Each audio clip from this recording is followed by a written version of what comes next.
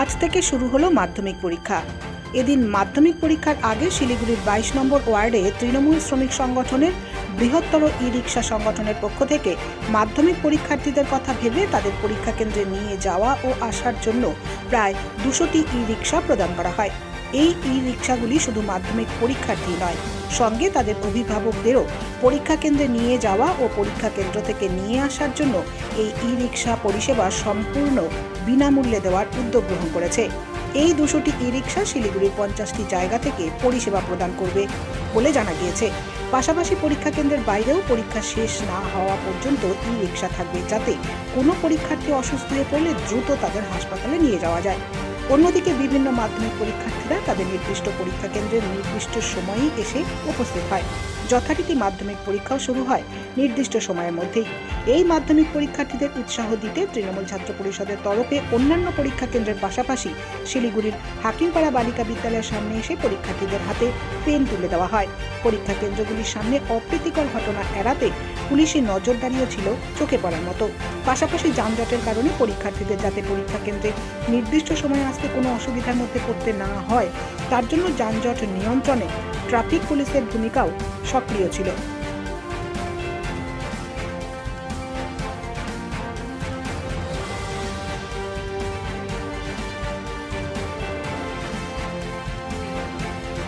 প্রতিবারই আমরা এগুলো করি। বিগত দিন আমরা উচ্চ মাধ্যমিক পরীক্ষাও এরকম পরিষেবা দিয়ে এসেছি। তো আমরা এবার মাধ্যমিক পরীক্ষাটাও আমরা এবার করলাম, কারণ মানুষ অনেক এটাতে উপকারিত হয়েছে এবং সাড়া পেয়েছি আমরা, তার জন্য আমরা এই ব্যবস্থাটা নিলাম। কতগুলো ই রিক্সা রয়েছে? আমাদের আজকে 200টা ই রিক্সা পরিষেবা দেবে, প্রয়োজনে আমরা আরও ই রিক্সার পরিষেবা দেবো। কোন কোন পথে পরিষেবা দেবে? আমাদের শিলিগুড়িতে সমস্ত জায়গায় সব পাড়াতেই আমাদের ই রিক্সাগুলো থাকবে এবং আমরা সঙ্গে জলপাইগুড়ি ডিস্ট্রিক্টের একদম ভাড়াবাড়ির থেকে শুরু করে জলেশ্বরী, ঢাকেশ্বরী এবং হাতিয়াডাঙ্গা এবং বিভিন্ন শান্তিনগর, বউবাজার, এগুলো সমস্তটাই আমরা করবো। আর কি কি ব্যবস্থা থাকছে? আর সঙ্গে ব্যবস্থা আছে, আমরা হলো যে ফ্রি সার্ভিসটা দিচ্ছি গার্জেন এবং স্টুডেন্টদের ফ্রি সার্ভিস দিচ্ছি। সঙ্গে আমরা তো সারাদিন পরীক্ষার সময় তো আমরা থাকবো, কেউ যদি কোনো বাচ্চা অসুস্থ বা কোনো প্রয়োজন হয় তাহলে আমরা সেই পরিষেবাটাও দেবো ফ্রিতে।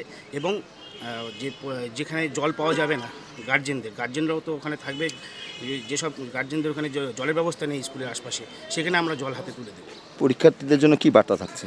প্রত্যেক পরীক্ষার্থীদের জন্য আমাদের শুভেচ্ছা রইল, যাতে ভালো মতো পরীক্ষা দেয়।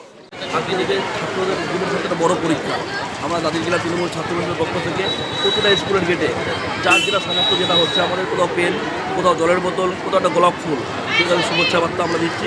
এটা আমাদের রাজ্য সভাপতির নির্দেশ। কি জন্য বার্তা আমাদের একটাই, আমরা শুভেচ্ছা বার্তা দিচ্ছি।